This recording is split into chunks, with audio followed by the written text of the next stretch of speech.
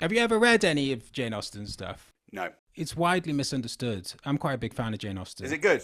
It's great stuff, yeah. But it's a lot of people think it's really romantic, but actually, the books are really, really tragic. She never got married, right? She stuck to her guns. But all the characters in the books, it's all about people giving in to the horrible society in which they live. They're sort of like Russian tragedies, really. They're really, really brutal. So Pride and Prejudice, right?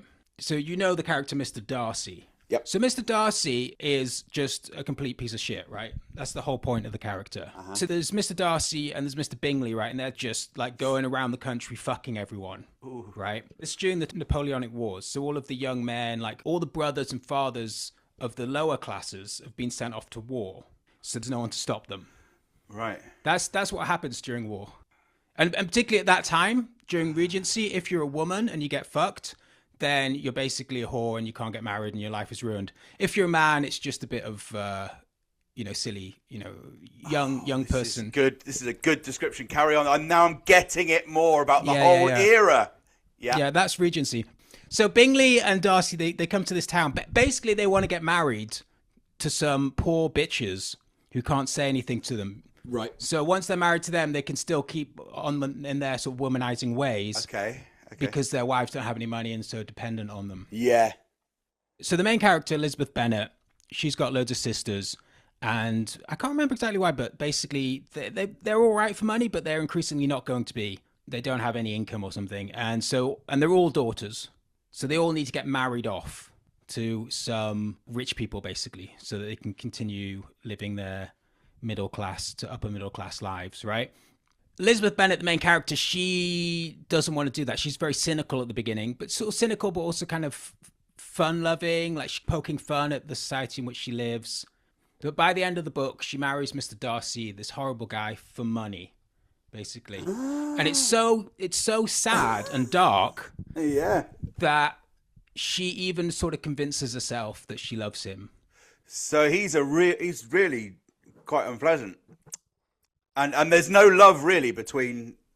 No, she hates him Bennett throughout the book. She hates him, and there's the closest thing to a good character in the book is a guy called Mr. Wickham, who grew up with Darcy. And early on in the book, Wickham tells Elizabeth Bennet, the main character, about how when they grew up together, he was sort of like an orphan, but Darcy's dad, who was a nice guy, kind of took him on as like a second son and treated him like just as well as he did his own son. And when he died, they were supposed to inherit 50-50, but Darcy screwed him out of it. Oh. So he's then ended up having to be a soldier, so he's off fighting in the wars like a fucking douche, while Darcy's going around all the fancy manor houses fucking everyone. Anyway, he's briefly away from the war just in time to tell Elizabeth Bennet all about this. Throughout the book, basically, Elizabeth Bennet hears shit about Darcy from everybody. And then Darcy would come back every so often with very, very unbelievable explanations for why actually it's the other way around and he's the good guy.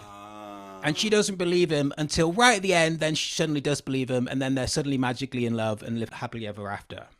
And you're supposed to think, oh, that's a nice story. It's clearly a horrible, horrible story. So there's another bit, right, where Elizabeth Bennet's sister goes away to Brighton, I think. And what we're told is that she runs away with this Mr. Wickham character. Again, Mr. Wickham getting blamed for everything. And then basically it's implied that they fuck and then they get married. They're sort of it's going to be a scandal for the family unless they get married, so they sort of force them to get married. And then later it's revealed that Darcy was at the wedding. I don't understand. Why does that matter? Well, the top level of implication is that Darcy went to help out the family, right, to make sure there wasn't a scandal, and paid off Wickham to marry her. Because Wickham doesn't have any money. So he's going to pay Wickham some kind of allowance, said, please marry her so that the family isn't scandalized by you having sex out of wedlock.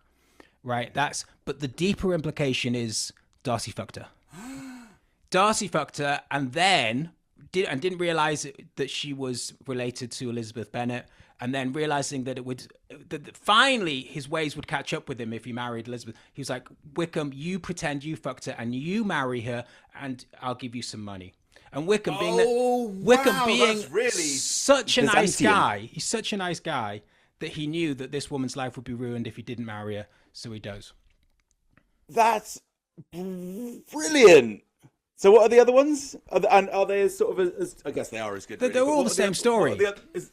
There's a main character, and they're full of life and wit and humor and cynicism at the beginning of the book, and by the end of the book, they've convinced themselves to fall in love with the richest person in the village in order to secure their future. So basically, throughout Pride and Prejudice, all of her sisters and friends are getting married off to people to secure their futures, and she suddenly comes to the realization that she's going to have to do the same, and so she convinces herself that Mr. Darcy's a nice guy. It's very, very, very sad.